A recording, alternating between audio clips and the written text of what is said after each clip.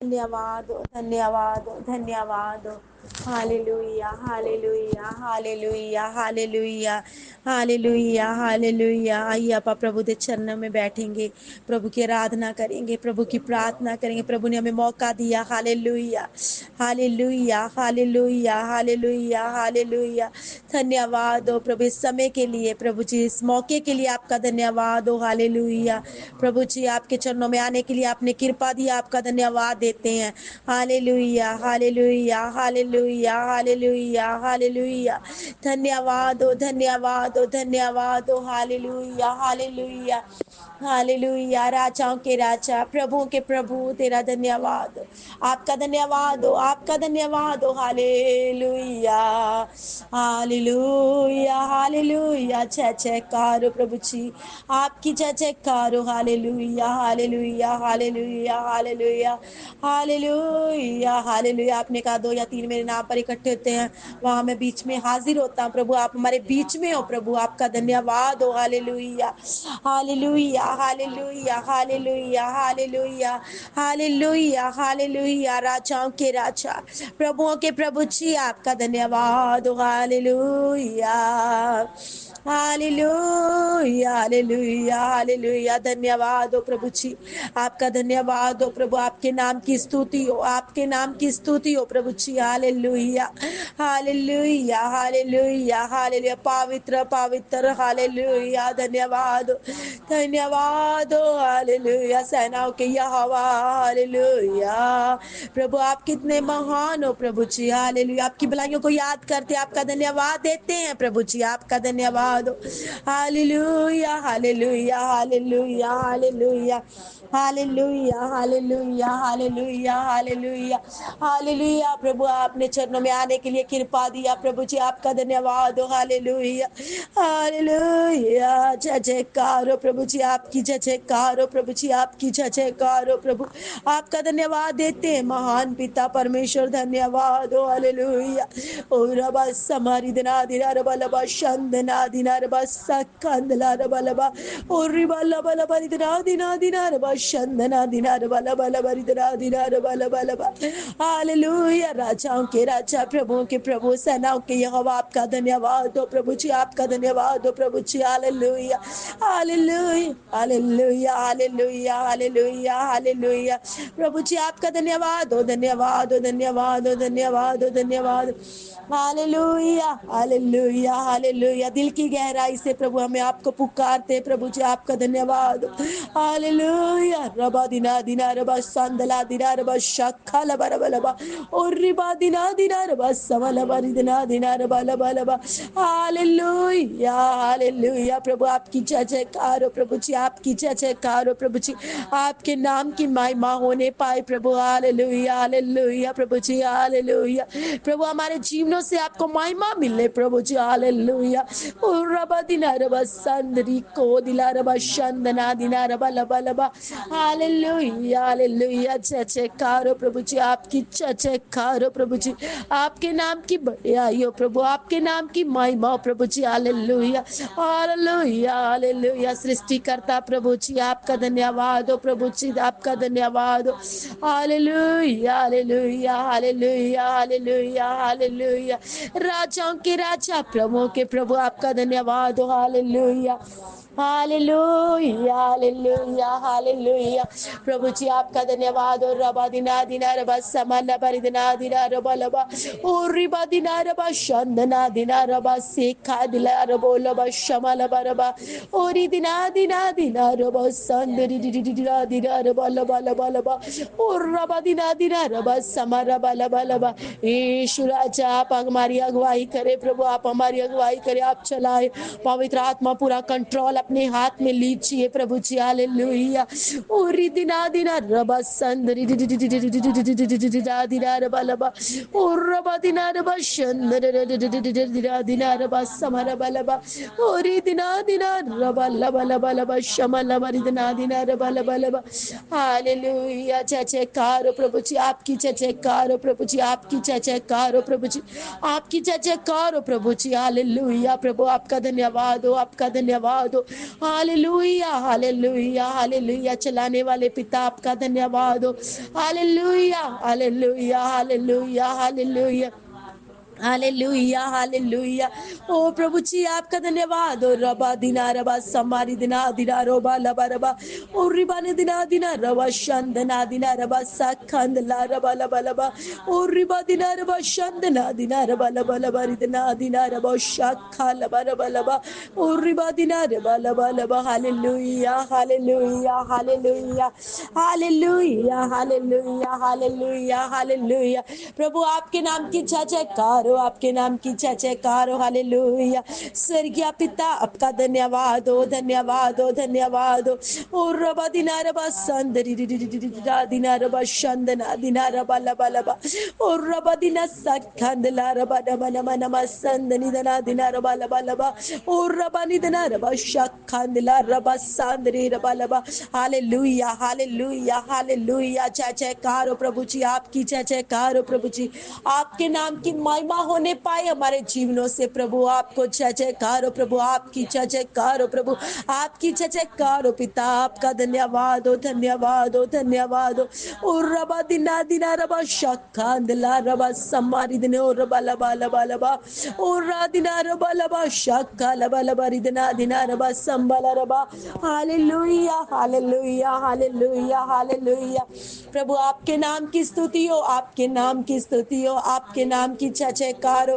Hallelujah hallelujah hallelujah hallelujah hallelujah hallelujah. प्रभु ने हमें मौका दिया, हालेलुया, हम उसका धन्यवाद करें। Hallelujah hallelujah hallelujah hallelujah hallelujah hallelujah hallelujah hallelujah.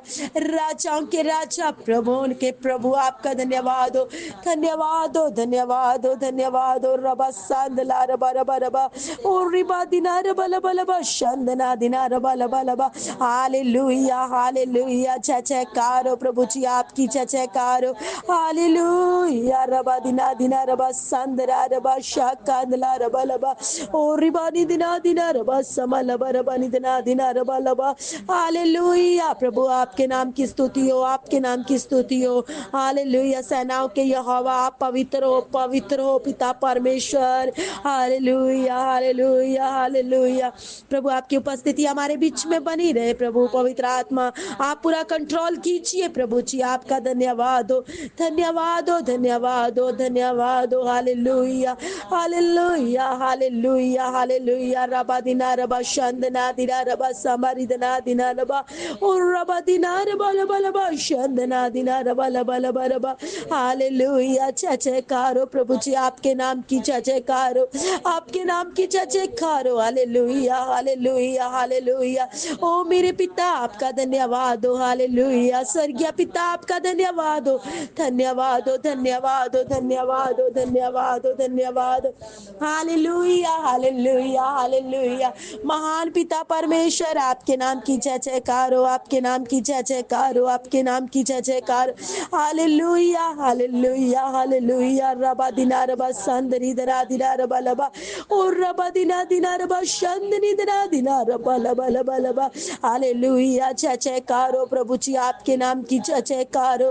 Hallelujah. रबा दिना दिना रबा संदना दिना दिना रबा लबा लबा और दिना दिना दिना। Hallelujah hallelujah. प्रभु आपके नाम की स्तुति हो। रबा दिना रबा शंदनी दिना दिना रबा लबा लबा। हालेलुया। जय जयकार हो प्रभु जी आपकी, जय जयकार हो प्रभु जी आपकी, जय जयकार हो प्रभु जी आपकी, जय जयकार हो। हालेलुया। प्रभु आपका धन्यवाद हो। रबा संदना दिना रबा लबा लबा। हालेलुया। रबा दिना रबा समा रबा दिना दिना रबा लबा लबा ओरी बाला बरी दिना दिना दिना रबा शंदना दिना रबा लबा लबा ओरी बाला बरबा संदनी दिना दिना दिना दिना दिना। प्रभु दिल की गहराई से आपकी आराधना प्रार्थना करने के लिए हम एक एक को कृपा दीजिए प्रभु जी। आपका धन्यवाद हो। और रबा दिना रबा संदना रबा लबा रिदरा रबा लबा लबा और इधर इधर दिना रबा शंदनी दिना रबा लबा लबा रबा, हालेलुया राधिना रबा समरबा रबा लबा, हालेलुया हालेलुया हालेलुया। जय जयकार हो प्रभु जी, आपकी जय जयकार हो प्रभु जी, आपके नाम की महिमा होने पाए प्रभु, हमारे जीवनों से आपको महिमा मिले। Hallelujah hallelujah hallelujah hallelujah hallelujah hallelujah. स्वर्गीय बाप आपका धन्यवाद हो, आपका धन्यवाद हो, आपका धन्यवाद हो। Hallelujah hallelujah hallelujah hallelujah hallelujah hallelujah आमीन। सबको जैमसी की आइए हम प्रभु की महिमा के लिए गीत गाएंगे। माझी रे ले चल हमें उस पार, यीशु से करे मुलाकात। माझी रे ले चल हमें उस पार, यीशु से करे मुलाकात। क्रूस पर उसने प्राण दिया, पापी जगत से प्यार किया। क्रूस पर उसने प्राण दिया, पापी जगत से प्यार किया। तेरा है प्रेम अपार, माझी रे ले चल हमें उस पार, यीशु से करे मुलाकात। माझी रे ले चल हमें उस पार, यीशु से करे मुलाकात। शुद्ध किए है कोड़ी हजार, माफ किए हैं हमें हर बार। शुद्ध किए है कोड़ी हजार, माफ किए हैं हमें हर बार। महिमा है तेरी अपार, माझी रे ले चल हमें उस पार, यीशु से करे मुलाकात। माझी रे ले चल हमें उस पार, यीशु से करे मुलाकात। आया है गम में लेकर वो प्यार, परा पिता से आशीष हजार। आया है गम में लेकर वो प्यार, परम पिता से आशीष हजार। दुनिया का वो पतवार, माझी रे ले चल हमें उस पार, यीशु से करे मुलाकात। माझी रे ले चल हमें उस पार, यीशु से करे मुलाकात। आमीन। प्रार्थना में जाएंगे। हालेलुया, धन्यवाद, तारीफ, आदर, महिमा की योग पिता, पुत्र, पवित्र आत्मा खुदावंद, आपका धन्यवाद करते हैं, की गई भलाइयों के लिए आपका धन्यवाद करते हैं परमेश्वर, जो आपने हमारी ज़िंदगी में की परमेश्वर, आपका धन्यवाद करते हैं परमेश्वर, इन सांसों के लिए परमेश्वर जो आपने हमें दिए यहोवा, आज का दिन हमारी ज़िंदगी में दिया ताकि हम आपका नाम ले सके। प्यारे खुदावंद, आपका धन्यवाद करती हूँ परमेश्वर, महान परमेश्वर, आपके नाम की तारीफ करती हूँ प्यारे पिता परमेश्वर। बहुत सारे लोग हैं परमेश्वर जो आपको नहीं जानते, आपकी दासी के लिए प्रार्थना करते हैं, वो परमेश्वर जो महान पिता आपका वचन सुनाए, बहुत सारे लोग सुने और खुदावंद इस वचन के द्वारा बचाए जाएं परमेश्वर, आपके राज्य के लिए तैयार हो जाएं। मेरे यहोवा, आपका धन्यवाद करती हूँ प्यारे खुदावंद, खुदा अपनी महिमा के लिए आगे बढ़ने का फजल बख्श प्यारे खुदावंद, आपका धन्यवाद करती हूँ। खास प्रार्थना करती हूँ खुदावंद आज के वचन के लिए, जो भी हो हम सब की बेहतरी तरक्की के लिए हो। प्यारे खुदावंद, आपका धन्यवाद करते हैं खुदावंद, विश्वास करते हैं आपने हमारी प्रार्थना को सुना, कबूल किया, आपके पवित्र नाम से मांगते हैं, आमीन। सबको जैमसी की आइए हम बाइबल में से वचन देखेंगे। गलातियां 3:3 में आत्मा द्वारा शुरू करके शरीर में समाप्त किया। आज के युग में कलीसिया की सबसे बड़ी समस्या ये है, सतावट बड़ी नहीं, सतावट बढ़ने से सामर्थ प्रकट होती है। जब कलीसिया आत्मा की गवाही को छोड़कर शरीर की गवाही में चलती है, तब सत्यानाश हो जाता है। मसीह जगत में वर्तमान समय में कलीसिया आत्मिक की रीति पर छोड़कर शरीर की रीति पर चल रही है। परमेश्वर की आत्मा तुमको चेतावनी देती है कि जो अपनी मसीह जीवन आत्मा से शुरू किया, जो आत्मा में ही लेकर चले। इस बात में हर एक ने चौकस रहना है। आजकल बहुत सारे लोग परमेश्वर का इस्तेमाल इसलिए करते हैं कि उनकी समस्या हट जाए और सुख का जीवन बताए। और पिता की सही इच्छा है कि हम इस संसार में रहते हुए पिता के साथ रहने योग्य बन जाए। पिता की योजना कि हम आराम का जीवन ना बताएं और मरने के बाद खत्म हो जाएं, ऐसा नहीं है। पिता ने हमें इसलिए बनाया कि हम उसके योग्य बन जाएं। हमारा लक्ष्य हमारी समस्या का हल होना नहीं। हर एक समस्या हमें रूप में बदलती है। आपका पैसा का तंगी उसके रूप में बदलती है। आपके जीवन की पारिवारिक समाज की समस्या उसके रूप में बदलती है। पिता का धन्यवाद हो हर आने वाली समस्या के लिए। हर समस्या आग की भट्टी की तरह है जो उसके रूप में बदल डालती है। हम पिता के हाथ में हैं। उसने हमें अपने हाथ में खोद कर रखा है।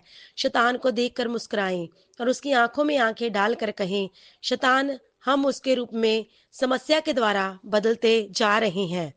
परमेश्वर की कलीसिया जो इस धरती पर है, बहुत नाजुक स्थिति में गुजर रही है। मसीह की कलीसिया से कई शूरवीर जिन्होंने आत्मा में शुरू किया, शरीर में खत्म कर दिया। ये सब पहली सदी में बातें शुरू हो गई। पौलुस गलातियों को इस विषय में कह रहा है, जब आपके अंदर नए सिरे से जन्म लेने का अनुभव होता है, हर व्यक्ति के दो व्यक्तित्व है, एक शारीरिक, दूसरा आत्मिक। एक विश्वासी के अंदर यह ध्यान होता है वह बाहर के मनुष्य को खुश करे। बाहर के लोग जो अब तक विश्वास में नहीं आए, वे इसीलिए परमेश्वर की आराधना करते हैं कि उनकी जरूरतें पूरी हो जाए। वे अपने विवेक के अनुसार जो काम करते हैं वह इसीलिए काम करते हैं परमात्मा को खुश करे। पूजा करते हैं, चढ़ावा चढ़ाते हैं ताकि परमेश्वर उनकी जरूरतें पूरी करे। हम विश्वासी इस कोशिश में हैं कि हमारा बाहर का मनुष्य कमजोर हो जाए, आत्मिक मनुष्य बढ़ता जाए। हमें एक आशा है कि हम नया यरूशलेम में अपने परमेश्वर के साथ रहें, चाहे जीवन में कितनी समस्या आए। शारीरिक मनुष्य कमजोर होना है, आत्मिक मनुष्य बढ़ता जाए। हम परमेश्वर की उपासना इसलिए करते हैं ताकि हम उसके स्वरूप में हो जाएं। शारीरिक जरूरतें पूरी करते रहने के कारण हमारे अंदर एक खतरा रहता है। अगर आत्मा में जागते ना रहेंगे तो शारीरिकता में चले जाएंगे। बहुत सारे विश्वासी संत पास्टर शारीरिकता में चले गए। हमारा अंदर का मनुष्य बलवंत होना है। आगे हम वचन में देखते हैं, मनुष्य को अपनी समानता में परमेश्वर मनुष्य को क्यों बनाया। बहुत लोगों का यह विश्वास है कि मनुष्य सारी उम्र परमेश्वर का नाम जपता रहे। परमेश्वर ये नहीं चाहता कि स्वर्ग में करोड़ों स्वर्गदूत उसकी आराधना के लिए हैं। परमेश्वर ने अपने स्वरूप में इसीलिए रचा कि हम उसके समान हो जाएं। हमारी समस्या को हल करने के लिए परमेश्वर को एक पल चाहिए। सारी सृष्टि को बनाकर परमेश्वर समस्या इसलिए आने देता है ताकि हम उसके कद तक पहुंचे। हमारी बीमारी, कमजोरी, समस्या, परिवार की हालत तक उसके स्वरूप में बन जाएं। परमेश्वर का गुप्त ज्ञान भेद के तौर पर बता रहा है। पवित्र आत्मा द्वारा परमेश्वर का गुप्त ज्ञान पौलुस पर प्रकट हुआ। परमेश्वर ने इन भक्तों को प्रेम किया। हम देखते हैं मूसा जो परमेश्वर के साथ 40 दिन तक रहा, उसका मुंह महिमा से चमक रहा था। मुंह पर कपड़ा लेकर लोगों से बातें कर रहा है। उसे ये ज्ञान प्रकट करके नहीं दिया, महिमा में रहा था। ये भेद क्या है? इस युग के अंत में इस युग का आरंभ होगा। ये संसार अपने अंत तक पहुंच गया है। कई लोग कहते हैं कि इस धरती का अंत हो जाएगा, ये धरती बहुत जल्दी नाश हो जाएगी। प्रभु यीशु मसीह आएगा, 7 साल इस धरती पर राज्य करेगा। 1000 साल यीशु अपने लोगों के साथ इस धरती पर राज्य करेगा। ये धरती नाश हो जाएगी। यीशु अपने लोगों को लेकर चला जाएगा। 7 साल बहुत क्लेश होगा। 1000 साल राज्य में कोई दुश्मनी नहीं होगी। मांस खाने वाले जानवर घास खाएंगे, मनुष्य मांस नहीं खाएगा और बच्चा सांप के साथ खेलेगा। हम वचन में देखते हैं प्रकाशित वाक्य 21 का 1 और 4 में, नई धरती नया आकाश देखा। हम किसी की कल्पना नहीं सुन रहे। कुछ घंटे के बाद सूरज छिप जाएगा और अंधेरा आ जाएगा। ये सच्चाई है। इस प्रकार ये सत्य है। इस धरती के साथ ही नया आकाश नई धरती आ जाएगी। नया आकाश नई धरती का रहने का एक स्थान है। नया यरूशलेम, हम अपने माता पिता के साथ नए यरूशलेम में रहेंगे। जब हम परिवार के सामने रहने योग्य हैं तब उसके सामने होंगे। हम में कोई गोरा नहीं होगा, कोई काला नहीं होगा, कोई भाई नहीं, कोई बहन नहीं, सब बराबर होंगे। कोई जवान नहीं, कोई बुजुर्ग नहीं, किसी में कोई फर्क नहीं होगा। वह अपनी शक्ति के साथ हमें बदल देगा। हम नए यरूशलेम में हमेशा रहने के लिए तैयार कर रहा है। हमारा लक्ष्य शारीरिक जगह आशीष पाना नहीं, लेकिन हमारा उद्देश्य है कि हम अपने आप को तैयार करें, क्योंकि हमने सर्वशक्तिमान के साथ वास करना है। वह मूसा से कहने लगे, तू हमसे बातें कर, परमेश्वर हमसे बातें ना करे, नहीं तो हम मर जाएंगे। परमेश्वर ने नई पहाड़ पर उतरना है। 3 दिन तक इसराइलियों को अपने आप को शुद्ध किया। जब समय आया, परमेश्वर का तेज प्रकट होने लगा। कई लोग अपनी कल्पना में कहते हैं जैसे यीशु गलील में चला। लोगों का सोचना है कि परमेश्वर 5-6 फुट का है, गोरा है, दाढ़ी रखता है। परमेश्वर ने मनुष्य का रूप लिया ताकि वे हमसे बातें करें, पर परमेश्वर का रूप मनुष्य की सोच के अनुसार नहीं है। बाइबल में हम वचन देखते हैं, प्रकाशित वाक्या 1 अध्याय का 12 से लेके 17 तक। परमेश्वर का रूप, हम परमेश्वर का रूप को देखते हैं। इस रूप की आंखें कैसी हैं? आंखें आग की ज्वाला के समान थी, पांव उत्तम पीतल के समान जो भट्टी में ताए गए हों, शब्द पानी जैसा, ऊंचा, मुंह सूर्य के समान जैसे सूरज तेज से चमकता है, मुंह में 2 धारी तलवार थी। चेलों में से यूहन्ना सबसे छोटा था। वे यीशु की छाती पर लेटता था। जब असली यीशु को देखा तो मुर्दे की तरह गिर पड़ा। हमारा यीशु फोटो वाला नहीं, उसकी आंखें आग की ज्वाला है।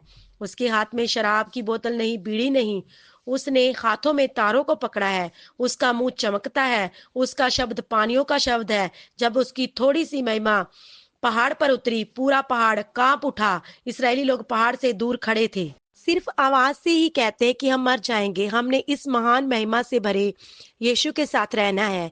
इस मकसद से परमेश्वर ने हमें चुना है, हमें खून से धोकर शुद्ध किया। इस मकसद से पानी में डूबकर बपतिस्मा लेने का मौका मिला। इसी मकसद से पवित्र आत्मा मिला। परमेश्वर ने हमें आशीष जो थोड़ी देर की है, जीवन जो थोड़ी देर का है, नहीं चुना। परमेश्वर का मकसद आपको अपने रूप में बदलकर अपने साथ रखे। परमेश्वर के बाद का गुप्त ज्ञान, हम उसके साथ नए यरूशलेम में वास करना है। हम उसके साथ रहने की तैयारी करें। आज के जीवन का मकसद अयोग्य कमजोर बर्तन है। परमेश्वर ने हम पर दया की, हमें चुना, हमारे गांव में आया, हमारे घर में आया। उसने मेरे पापों को धोकर शुद्ध किया, अपना आत्मा मेरे अंदर पाया ताकि उसकी योग्य बनूं। हे संसार, मैं तेरे साथ समय बताने नहीं आया, मैं अपने घर जाने की तैयारी में हूँ। मैं सारा अपना घर, धन दौलत, संसार तेरे लिए छोड़कर जाऊंगा। मैं परमेश्वर के घर जाऊंगा।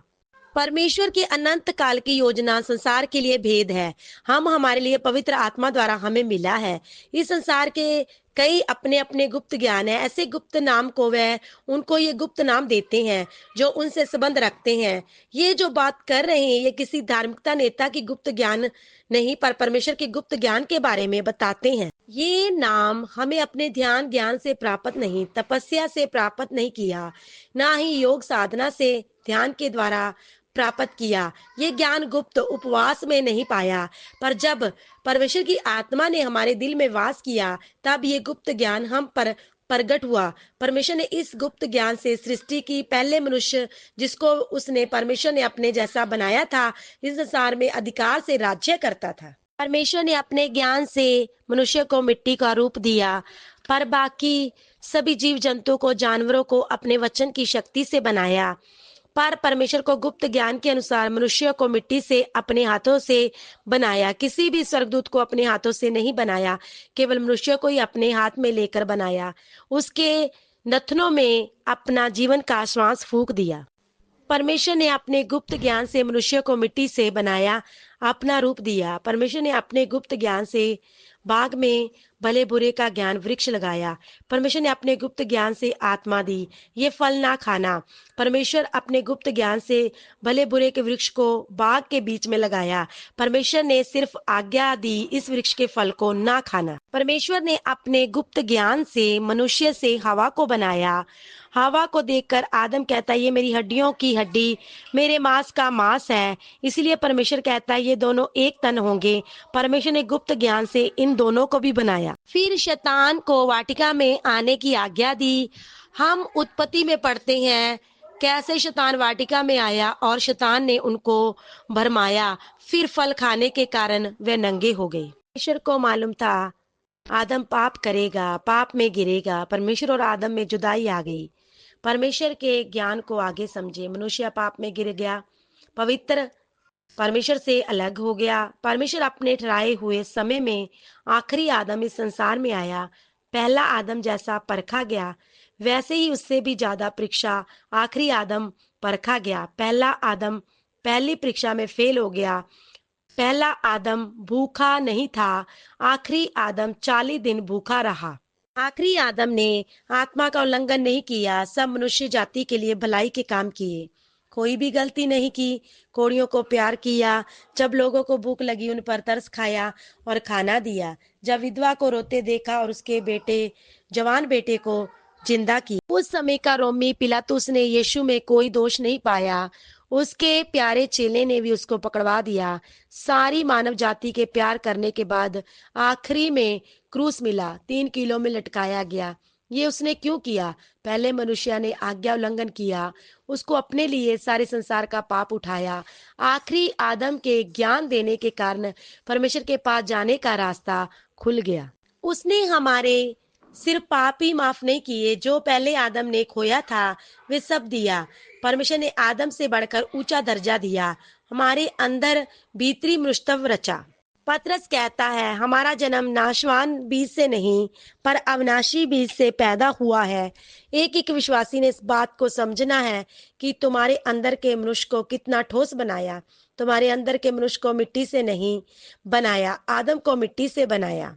आपके अंदर का बीज खुद परमेश्वर है। जब ये बातों का अच्छी तरह पता चल जाएगा तब जय पाना मुश्किल नहीं होगा। जो परमेश्वर से जन्मा है वह पाप नहीं कर सकता। परमेश्वर ने कहा, मैं सदा तेरे साथ रहूंगा, मैं हर बात सिखाऊंगा, हर सच्चाई पर चलाऊंगा, मैं तुझे सामर्थ दूंगा कि तुम जय पाओ। थोड़ी देर का सुख विलास का फल खतरनाक है। पवित्र आत्मा कहता है, मैं तुझे नए यरूशलेम में ले जाने के लिए आया हूँ। अपनी नजर अपने प्यारे दूल्हे पर लगाओ, तुम शारीरिकता पर जय पाओगे। परमेश्वर का वचन मिला, एक सहायक दिया। तूरी फूकने से पहले हमारे पांव नए यरूशलेम के दरवाजे के अंदर होना है। क्या आज आपको संसार का पैसा, सुख, आराम, इज्जत चाहिए? आप कहें, प्रभु हमें संसार नहीं चाहिए। आप इस समय कहाँ हैं? बथेरे यरूशलेम की ओर जाते समय भटक गए हैं। क्या आप इस संसार की दलदल में फंसे हैं? क्या आप इस संसार की दलदल में फंसे हैं? इस संसार की दलदल में क्या है? शारीरिकता की इच्छा, पैसे का प्यार, अच्छा नाम, परिवार में आदर की इच्छा, पाप भरे संसार में आप जांच कर देखो आप कहाँ फंसे हैं। आप जैसे जिधर हो वहां से पुकारें, तब पवित्र आत्मा का लंबा हाथ आएगा, जहां तुम फंसे हो आपको निकालेगा। आपको यीशु मसीह अपने लहू से पूरी तरह धोएगा और आपको शुद्ध करेगा। आप जहां हैं पुकारे। हमें नहीं पता कि तूरी की आवाज कब होगी और कब आखिरी श्वास होगा। आपका आखिरी श्वास निकलने से पहले आपके कदम नए यरूशलेम में होना है। राजमार्ग में आने के लिए पवित्र आत्मा को पूरी तरह देना है। प्रभु के सामने रोएं। आपके जीवन की सबसे मुख्य आवश्यकता यही है कि आपकी शादी बड़ी बात नहीं, पर तुम्हारा मुख्य विषय नए यरूशलेम में आपके कदम होना है। जब शैतान हवा से बातें करने लगा, तब हवा ने अपने मन फल की ओर लगाया कि फल मनभाव है, देखने में अच्छा है, खाने के लिए अच्छा है, स्वादिष्ट है। मन में विचार आया, ये फल बुद्धि देने के लिए चाहने योग्य है। हम जो आत्मा में चलते समय ये ध्यान रखना है, शैतान आपके सामने बड़े बड़े पहाड़ नहीं लेकर आएगा। शैतान हमारी मदद के लिए सलाह लेकर आता है, तो हमें ऐसा लगेगा ये परमेश्वर हमसे बातें कर रहा है। बहुत बार हमारे अंदर चोरी विचार के विचार लेकर आता है। हम जान जाते हैं कि पाप है। परमेश्वर के पुत्र होने के नाते आप चौकस रहना है। शैतान सिंह की तरह गर्जता आता है। अगर आप ध्यान से जागते रहोगे तो पता लग जाएगा कितनी चालाकी से पास आता है। हवा सोचती है फल खाने में क्या मुश्किल है, फल देखने में मनभाव, खाने में अच्छा है। जागते रहना, ध्यान से चलते, शैतान से चौकस रहना। पवित्र आत्मा शैतान के द्वारा परीक्षा के लिए जंगल में ले गया। पवित्र आत्मा आपको शैतान के पास ले जाएगा ताकि शैतान तुम्हें परखे। शैतान के कितने स्थान हैं इस संसार में। पवित्र आत्मा तुमको शैतान के स्थान में ले जाकर ताकि वे आपको परखे। अगर आप हर परीक्षा में पास होते हो तो तुम परमेश्वर के समान बन जाओगे। पवित्र आत्मा जो आपका अगुआ है, सहायक है, वो केंद्र में लेकर जाएगा। इधर पवित्र आत्मा परीक्षा के केंद्र में शरीर की जरूरतों के लिए लेकर गया। यीशु 40 दिन भूखा रहने के कारण शरीर की हालत क्या होगी। शरीर की आवश्यकता के केंद्र में किया क्या है, परीक्षा का सामना कैसे किया। क्या प्रभु यीशु मसीह ने शैतान की सलाह को पसंद किया, उसका सामना किया। मुझे कितनी भूख लगी है, मुझे इसकी परवाह नहीं, मैं वचन पर खड़ा रहूंगा। बहुत से प्रभु के दास लोग शारीरिक आवश्यकता में फंस जाते हैं। जब शारीरिक जरूरतें आते ही कैसे लोगों को बता देते हैं, कलीसिया के सामने रखते हैं, सीधा या टेढ़ा विश्वासी के कानों में पहुंचा देते हैं। आपको कितनी भी जरूरतें हो, दूसरों को पता नहीं चलना चाहिए। अगर आप कितनी शारीरिक जरूरतें दूसरों को बताते बताते जा रहे हैं, तो शैतान तुमको धीरे धीरे शारीरिकता में लेकर जाएगा। मैं अपनी कोई जरूरत किसी को नहीं बताऊंगा। आप शारीरिक जरूरतों के केंद्र में हो। हमारे बाप ने कहा है, प्रभु ने पिता के बारे में क्या कहा, आपके मांगने से पहले स्वर्गीय पिता जरूरतों को जानता है। इसी घड़ी तक हमारे वफादार पिता हमारी जरूरतों को बिना कहे पूरा करते हैं। आप बहुत बार परमेश्वर के सामने लंबा मुंह करके रोते हो जरूरतों को लेकर। आपको शारीरिक जरूरतों की परीक्षा का केंद्र खत्म क्यों नहीं होता? जिस दिन तुम परीक्षा में अच्छे नंबर लेकर पास हो जाओगे, शारीरिक परीक्षा का केंद्र खत्म हो जाएगा। चाहे आपकी शारीरिक जरूरतें कैसी भी हो, नौकरी, परिवार में, तब कहना मैं वचन में खड़ा रहूंगा। मेरे जीवन में कैसी भी बड़ी बड़ी जरूरतें आ जाएं, मैं अपने पिता से नहीं कहूंगा, वो जो भी दे मैं उसमें खुश रहूंगा। अब मैं परीक्षा के केंद्र में पास होकर निकलूंगा। हमारा बाप कंगाल नहीं, सारा संसार उसका है। नए आदम आखिरी आदम की परीक्षा के बारे में देखते हैं और अपनी परीक्षा की तुलना करते हैं। आखिरी आदम ने कैसे परीक्षा का सामना किया, हमें भी परीक्षा का सामना कैसे करना है। जैसे हमारे अंदर भीतरी मनुष्यत्व, वैसे ही आदम के ये अनुभव नहीं था। आदम हवा ने इन परीक्षा का सामना किया। आदम के अंदर एक भीतरी मनुष्यत्व नहीं था। वह परमेश्वर के स्वरूप और समानता में रचा गया था। जिस प्रकार परमेश्वर का आत्मा हमें अगुवाई करके चलाता था, उसको ये अनुभव नहीं था। कैसे परमेश्वर ने गुप्त ज्ञान से सृष्टि की, अपने प्रोग्राम को चलाता रहा। अपने गुप्त ज्ञान से यीशु को संसार में भेजा। हवा ने शैतान की सलाह को माना कि वह और पा सके। आदम भूखा नहीं था। आदम और हवा की इच्छा थी कि हमें ज्ञान मिले। आपका जन्म परमेश्वर के घराने में हुआ है, उसकी आराधना करते हैं, तब आपने कहना कि मैं यीशु मसीह को मुक्तिदाता करके मानता हूँ। वह सर्वशक्तिमान सृजनहार परमेश्वर है, इसलिए मैं उसे परमेश्वर की आराधना करता हूँ। मैं ईसाई नहीं हूँ, मैं यीशु का चेला हूँ, मैं हिंदुस्तानी हूँ। प्रभु यीशु मसीह ने अपनी जरूरतों पर जय पाई, वचन पर खड़ा रहा। हम भी परमेश्वर के अटूट वचन पर खड़े रहना। जब आप परमेश्वर के वचन पर खड़े होते हो, तब आपकी समस्या खत्म हो जाती है। परीक्षा में स्थिर रहना है। आपके अंदर एक शारीरिकता है, आप चिंता करते हैं, घर का क्या होगा, बच्चों का क्या होगा, किराए का पैसा देना, उसका क्या होगा, कितनी आप चिंता करते हो। के अंदर शारीरिकता को कोई जगह नहीं मिली, लेकिन पतरस के अंदर ये शारीरिकता आई।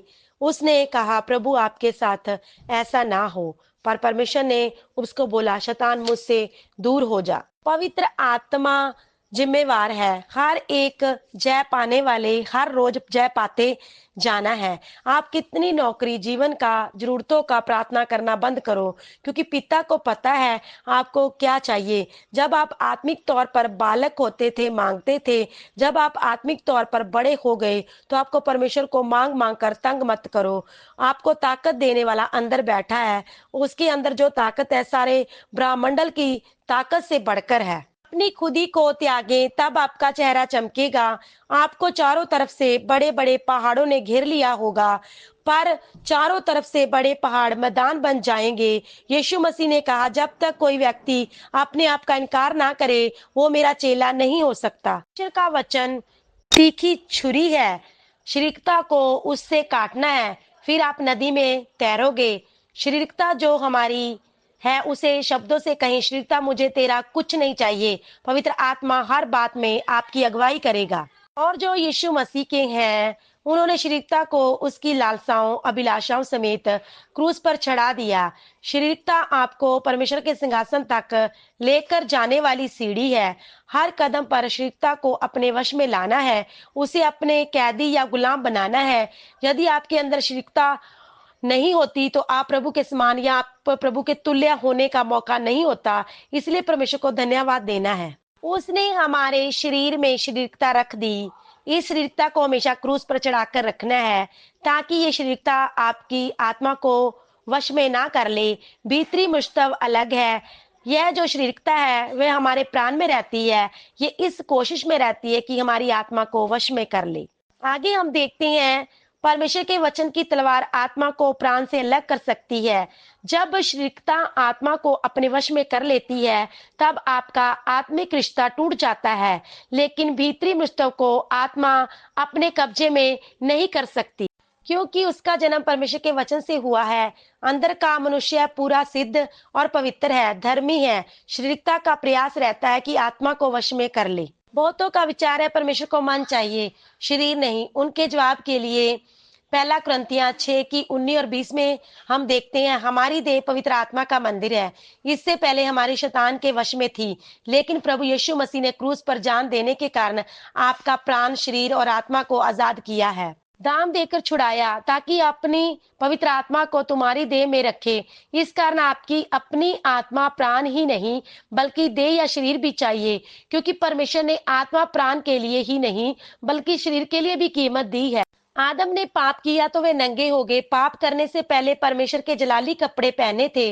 जब पाप किया तो नंगे हो गए। फिर नंगापन को ढांपने के लिए अंजीर के पत्तों का लंगोट बनाया, तब भी पूरी तरह नंगापन छिपा नहीं। फिर परमेश्वर ने उसके लिए इंतजाम किया। बाइबल में देखते हैं, उत्पत्ति 3 का 21 में गर्दन से लेकर नीचे तक का वस्त्र। परमेश्वर ने आदम हवा के लिए अंगरखा बनाया। आज शैतान की ये चालाकी है कि आपके शरीर को लोगों को दिखाने का दुकान बनाए, शो पीस की तरह रखे। जिस प्रकार दुकान पर कुछ कपड़े जैसे साड़ी, सूट, बार डमी को पहनाकर रखते हैं ताकि लोग देखें और खरीदें। पवित्र शरीर मोल लेने के लिए नंगा किया गया, सदा कीमत ही दिया। यीशु ने अपने जीवन काल में कोई गलती नहीं की, फिर भी यीशु को क्रूस पर नंगा चढ़ा दिया गया। हाथ में कीले, पीठ जैसे हल चलाई हुई हो। किस लिए? ताकि अपने शरीर को मोल लेकर खरीद ले। अपने कहा, मैं पूरी तरह अधीन होकर चलेंगे। उसके बाद अपनी आत्मा भी डाल दी। पवित्र आत्मा आपके अंदर भर दिया, लेकिन आपने शरीर को शैतान का शो पीस बनाया है। पौलुस कहता है, मैं यदि मंदिर में बैठकर, मेरा शरीर यीशु का निज शरीर है। हम चुने हुए वंश और राज पधारी हैं, स्वर्गदूतों का न्याय करेंगे। हम संसार का न्याय करने के लिए बुलाए गए हैं। इधर हम देखते हैं यीशु मसीह की परीक्षा। पहली परीक्षा में शैतान को अच्छी तरह जवाब दिया। तब शैतान दूसरी परीक्षा लाया चमत्कार के विषय में कि तू नीचे गिर जा, ताकि लोगों को पता चले कि तू चमत्कार करता है। शैतान के पास अलग अलग तरीके हैं जिसके द्वारा वे आपको अलग अलग चमत्कार दिखाता है। यदि आप आत्मिक जीवन में चौकस नहीं रहोगे तो आप इस जाल में फंस जाओगे। चमत्कार करने वाली चालाकी बहुत खतरनाक है। ये एक फंदे की तरह है। कई शूरवीरों को इस फंदे में फंसा दिया। शैतान ने चमत्कार का फंदा पहली सदी में ही शुरू कर दिया था। पौलुस कहता है, धर्म का भेद अब भी कार्य करता जाता है। यह वह समय है जब कलीसिया इस धरती पर से उठा लिया जाएगा। फिर विरोधी मसीह 7 साल राज्य करेगा। दूसरे भाग में यानी 3.5 साल उसका असली रंग प्रकट होगा। ऐसा पशु 10 सिंग 7 सिर और लाल रंग के पशु के बारे में उसके ऊपर स्त्री बैठी है, विश्व धर्म को बताती है। यह अधर्म का भेद पौलुस के समय से शुरुआत था, लेकिन पवित्र आत्मा ने इसे रोका हुआ था, इसलिए यह जोर से कार्य नहीं कर सका। आज भी पवित्र आत्मा ने इसे रोका है। जब कलीसिया उठा लिया जाएगा तब यह धर्म का भेद जोर से कार्य करेगा। यह भयानक जीव है जो आपको बड़ा अभिषेक दे सकता है ताकि आप बड़े चमत्कार करें। तब आप चमत्कार करना शुरू करोगे तो आप सोचोगे, परमेश्वर ही मुझे अभिषेक दे रहा है। मेमने के लहू से धोए हुए लोगों ने यरीहो की दीवार गिरा दिया था। तीसरी परीक्षा मत्ती 4 का 8 और 10 में से हम देखते हैं, संसार का धन दौलत दिखा रहा है, प्रभु यीशु ने उस पर जय पाई। हमारा मुख्य विषय आत्मा द्वारा शुरू किया, अब खत्म शरीर में करोगे। अपना आत्मिक जीवन अरब आत्मा में शुरू किया, उसी जीवन को शरीर में खत्म किया। हमारे जीवन में हम आत्मा की गवाही से होकर शरीर में आ जाते हैं। एक समय जब आपको आत्मिक बातों में खुशी मिलती थी, लेकिन अब शरीर की बातों में खुशी मिलती है। इसलिए प्रभु ने कहा, ना तो संसार से ना संसार की वस्तुओं से प्रेम रखो। जो संसार से प्रेम रखता है उसमें पिता का प्रेम नहीं है। कोई ऐसा मौका नहीं है, आत्मा में भी हो, संसार में भी हो, प्रेम में भी हो। परमेश्वर का प्रेम रोशनी से है। ज्योति और अंधकार एक साथ नहीं रह सकते। यदि आपके अंदर संसार के लिए इच्छा आ गई, उसका मतलब परमेश्वर का प्रेम आपके अंदर से चला गया। आप में से बहुत लोग सोचते कि अगर परमेश्वर का थोड़ा प्रेम हट गया, संसार का प्रेम आ गया। एक सही विश्वासी की आदत ऐसी कभी नहीं होती। जब आपके अंदर संसार का प्रेम आ गया, तो संसार का प्रेम अंदर आने के कारण परमेश्वर का प्रेम थोड़ा प्रेम नहीं, बल्कि पूरा का पूरा प्रेम चला गया। अगर संसार के लिए प्रेम आ गया, तो आपके ट्रेन पटरी से उतर गई। संसार के प्रेम में घर, दौलत, ऐश आराम, लड़का लड़की आदि है। दो शक्तियां अगुवाई करती है, परमेश्वर की आत्मा, दूसरा शारीरिकता। आप दो किश्तियों में इकट्ठा पांव नहीं रख सकते। पहली सदी के संतों का स्वभाव कैसा था? पहली सदी के लोग परमेश्वर के प्रेम से भरे हुए थे। उनके अंदर से संसार और संसार में का प्रेम चला गया, सब खत्म हो गया, पूरे का पूरा निकल गया। परमेश्वर का प्रेम एक व्यक्ति को मुसाफिर बनाता है। पहली सदी के संत लोगों ने यीशु के प्रेम को सलीब पर देखा। तब उन्होंने यह तय किया कि हमें संसार नहीं चाहिए। इसलिए उनके पास जो कुछ था सब बेचना शुरू किया। प्रेरितों ने उन्हें बेचने को नहीं कहा था, लेकिन जब उन्होंने परमेश्वर के प्रेम को देखा, तब उन्होंने संसार की चीजों को बेचना शुरू किया। उन्होंने कल के बारे में नहीं सोचा कि मेरी पत्नी का क्या होगा, बच्चों की पढ़ाई कैसे चलेगी। यूहन्ना 3:16 में हम देखते हैं, जैसा पिता ने अपने पुत्र यीशु मसीह को हमारे लिए भेजा कि अपनी जान दे, अब हमें अपने लिए नहीं जीना, बल्कि अपने आप को दूसरों को देना है। परमेश्वर का प्रेम मजबूर करता है कि उसने हमारे लिए अपनी जान दी। लेकिन हमारे बीच में बहुत सारे विश्वासी संसार के प्रेम में फंसे हैं। परमेश्वर ने जो शरीर का रिश्ता रखा है, वो इसीलिए है कि फैमिली सिस्टम बढ़े। इसलिए परमेश्वर कहता है, फलो फूलो और पृथ्वी में भर जाओ। लेकिन यीशु के द्वारा एक उत्तम प्रेम प्रकट हुआ। हमारे शरीर का प्रेम तात्कालीन थोड़े समय के लिए है। मेरा बेटा, मेरी बेटी, मेरी पत्नी, सच कहा जाए तो ना तो कोई पत्नी है, ना कोई बच्चा। ये सब मौत के साथ खत्म हो जाएगा। मौत आकर प्राण खींचेगी, तब अकल आ जाएगी, तब समझ आ जाएगी। उत्तम प्रेम क्या है? जब हम खुदी का त्याग करते हैं, पत्नी बच्चों आदि का इनकार करते हैं, तब हमें मौका मिलता है परमेश्वर के साथ अनंत काल तक रहने का। मुझे पत्नी दी है ताकि परमेश्वर मुझे परखे। ये पत्नी के प्रेम में डूब रहे हैं, परमेश्वर को भूल रहे हैं। परमेश्वर ने अपने मित्र इब्राहिम को परखा, उससे 75 साल इंतजार करना पड़ा। फिर परमेश्वर ने उसे बेटा दिया और कहा, अपने इकलौते बेटे पुत्र इसहाक को बलि चढ़ा। लेकिन हमारे बहुत विश्वासी इस प्रेम में डूब जाते हैं, मेरा बेटा, मेरी बेटी बोलते रहते हैं। आप कितनी देर तक अपनी पत्नी बच्चों को पकड़ कर रखोगे? कोई बोल सकता है मैं 120 साल तक साथ रहूंगा। होश में आ जाएं। शारीरिक प्रेम कुछ देर, कुछ घंटों का प्रेम है, लेकिन परमेश्वर का प्रेम सदा का प्रेम है। पिता ने अपने बेटे आखिरी आदम को भेजा। इसलिए पौलुस कहता है, जब हम पापी थे तब परमेश्वर ने पुत्र को भेजा। हमने कभी नहीं कहा हमें मेल का रास्ता खोल दो। हमारी जगह में परमेश्वर ने कीमत दे दी है। अब हमारा काम क्या है? हमें अपने लोगों के लिए जान देनी है। लेकिन उसकी वजह क्या हुई? हमारी आंखें अंधी हो गई। हमारी आंखों की नजर इतनी कमजोर हो गई कि हमें दुनिया के लोगों की आत्माएं नाश हो रही है नजर नहीं आती, बल्कि अपने बच्चे, पत्नी, रिश्तेदारी नजर आते हैं।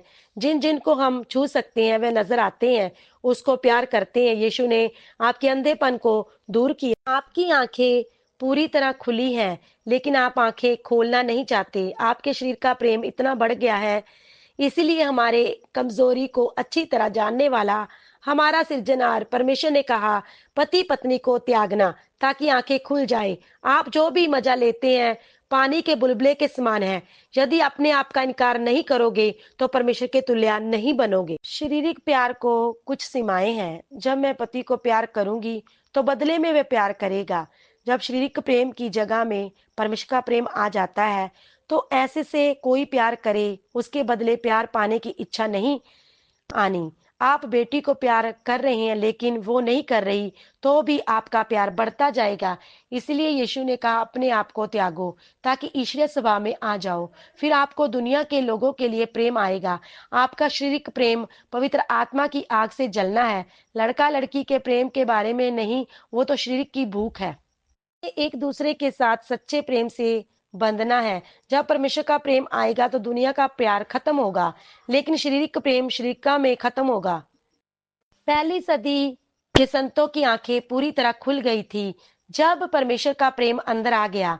पूरे यरूशलेम को परमेश्वर के वचन के उपदेश से भर दिया। हम क्या करते हैं कि यीशु की मदद लो, परिवार भी चलेगा और खुशी से रहेंगे। आज आपकी आंखें पूरी खुलनी है।